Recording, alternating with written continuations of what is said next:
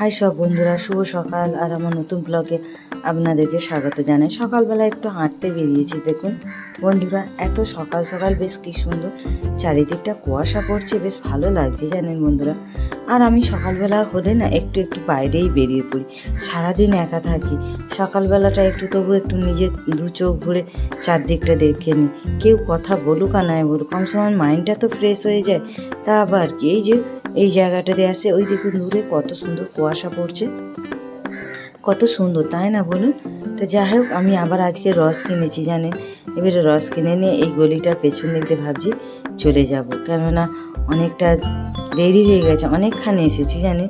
আবার আমার মোটর চালু আছে, তো যাই ঝটপট করে যাব।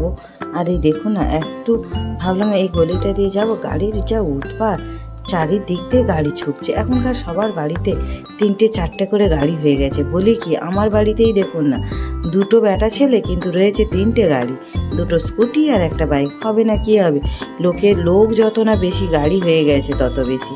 তো এবারে এই গলিটা দিয়ে যাচ্ছি, আর এই রাস্তার সাইড দিয়ে যাচ্ছি, সাবধানে যাই।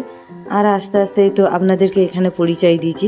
এখানটা সকাল হলেই সব কি সুন্দর, এই যে একদম তাজা তাজা ঘাস বিক্রি হচ্ছে। দেখুন না, কাদেরকে খাওয়াবে, গরুদেরকে খাওয়াবে। এখানে বড় বড় যে গরু আছে, মোষ নয়, বড় বড় গরু, জার্সি গরু। এটা হচ্ছে একটা মন্দিরে আছে জানেন, আশ্রমের মন্দির। সেখানেই সব ডিউটি যায়। সকালবেলা আগে গরুকে খাইয়ে দাইয়ে তারপরে যাবে। গুড়ের লাড্ডু আর এই ঘাস, একটা বান্ডিল হচ্ছে 10 টাকা করে। গুড়ও নিবে 1 পিস করে 10 টাকা, মোট 20 টাকা। কিন্তু এরা সুন্দরভাবে এরা গরুর আশীর্বাদ নেবে, খাইয়ে দাইয়ে তারপর ডিউটি যায়। যারা খুব মানে তা যাই হোক, এদের বাহানা, এদেরও ঘাস বিক্রি হয়, এদেরও 2টো পয়সা ইনকাম হয়। এটা হচ্ছে আমার না একদম আমার সোসাইটির গায়ে। আর এই আশ্রমটা বিশাল বড়, মানে আমি এই গলিটা দিয়েছি, কিন্তু আমার সোসাইটির ভেতর দিক দিয়ে একদম যাওয়ার রাস্তা আছে, ছোট্ট করে গেট করে রেখেছি যাতে আমরা সোসাইটির লোক যেতে পারি, একদম গায়ে। তো চলুন এবার বাড়ি ফেরা যাক। বাড়িতে গিয়েও অনেক কাজ আছে। আবার ওই যে রস কিনেছি, খানিকটা রস, ওই তো অল্প গুড় হয়েছে তো হবে না, সেই জন্য একটু বেশি করে করব। এই যে গুড়টা নিয়ে আর ওই ফিরছি। তো চলুন আগে যাই সকালবেলা। এই যে দেখুন, তখন তোমাদের ভালো করে দেখায়নি, এইভাবে গুড় জাল দিয়ে ফুটিয়ে এই যে দেখুন কি সুন্দর লাল হয়েছে। এটা পুরো হাঁড়িটা ভর্তি ছিল, এখন ফুটে এই হাফটা কমেছে। এর আরও কমাবো, কেননা এখনও জলের পাতলার মতো। তো যাই হোক, ওটা হচ্ছে দুপুরের সিন চলে গেল। খাওয়া দাওয়া করে একটু রেস্ট নিয়েছিলাম। এবার রাত্রে রান্না, মানে কি বলবো, আমার না সকাল রাত সবসময় রান্না বান্না, সংসারের কাজ নেই, সারাদিন কেটে যায়। বাড়িতে লোক থাকুক আর না, কিন্তু খাবার লোকের তো অভাব নেই। আমার 2টো আছে, আমার বর আর আমার ছেলে, তারপর আমারও তো পেট শুনবে, আমাকেও তো খেতে হবে।